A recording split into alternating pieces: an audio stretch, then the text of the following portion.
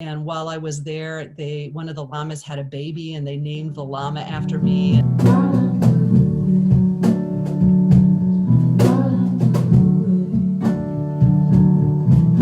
I'm Alison Davis, and I teach Introduction to TV Production. I also teach documentary production and storytelling, and I teach news writing. The TV production classes, I love teaching the extra layers that are involved in journalism and adding that layer into their storytelling. I love that. Well, I'm really new to teaching. This is only my second year of teaching. And before that, I've worked over 20 years in television. My main focus has been producing national documentaries. I did many for PBS and also for the Big Ten Network.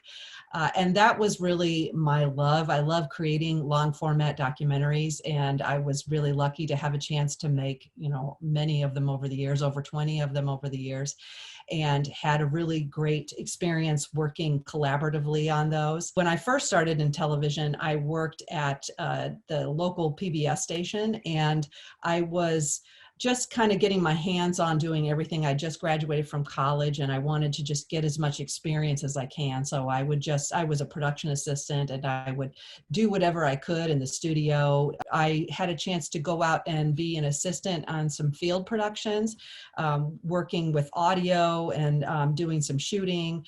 And I found that I loved that. I loved being out in the field and being able to interact with subjects and kind of experience their life for the day. And the station that I worked at started a magazine show, and I became the assistant on that show, where we would do short features on people and places in Illinois. And that was an incredible trial by fire of learning television, because it was a show where I did every role. So I was the producer, I was the director, I was the videographer, I was the host. Every month I had to come up with a whole new half-hour show, and I did all the roles on it. And it was a blast. I got to travel all around Illinois and meet just amazing people. The very first story I did was on a tattoo artist up in Rantoul, learning about the artistry of tattoo. Particular grouping of needles here is designed to make a real small incision in the skin. And even one of my coworkers decided to get a tattoo so I could film that be happening right in front of me. I did a story on a llama farm. The same type of $10,000 animal might bring $2,500, which I like. And while I was there, one of the llamas had a baby, and they named the llama after me, and that was really fun. And I got to go up in gliders and big military planes and motorcycles, and just traveling all around and having those incredible experiences. I felt really lucky to have a chance to do that. And one of the things that also helped me a lot in my career was having wonderful mentors. For over 20 years, I had an incredible documentary partner, this man named Tim Harton, who still works at the university creating documentaries for the Big Ten Network.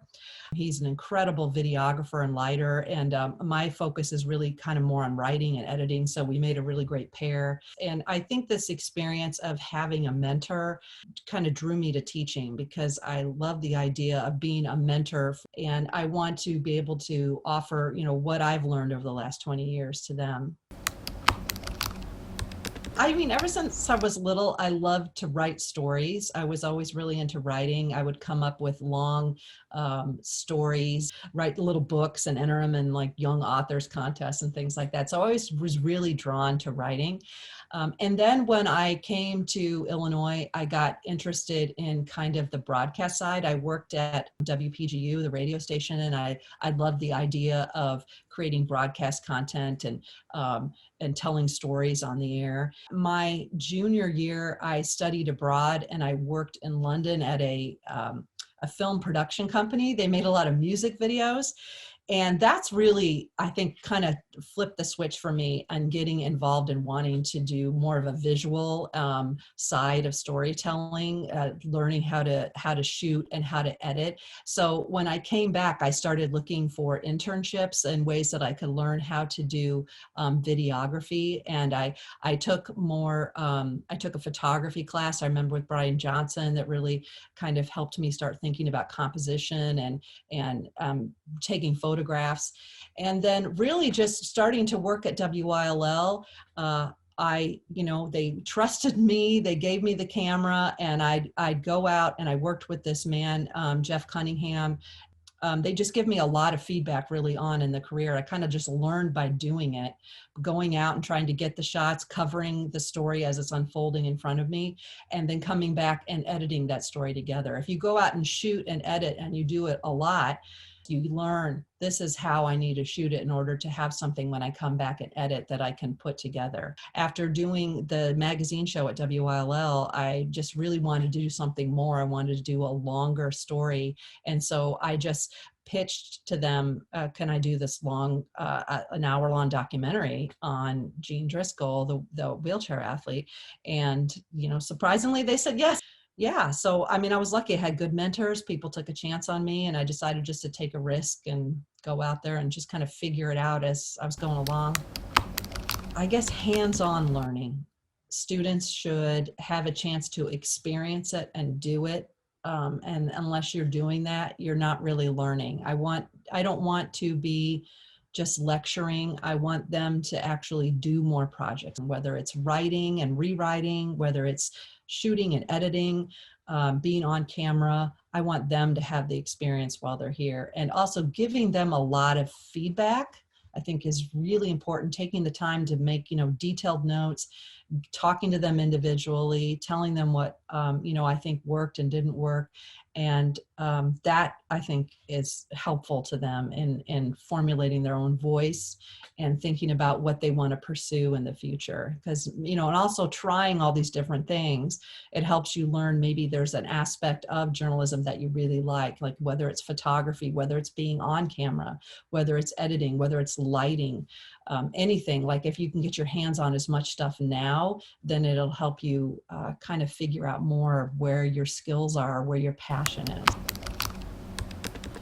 I think we're at a renaissance time for documentaries. There's so many avenues now to be able to access documentary films, excellent documentaries. And you have so many more platforms as a filmmaker in being able to get your films out. Just make a short film and get it on YouTube, and you can get, thousands of views for whatever you're wanting to create. The barriers to becoming a filmmaker are so much less than they used to be. It's good in the fact that it's allowing all these people to be more creative. It's bad when misinformation is getting out there because some people are creating things without doing a lot of research.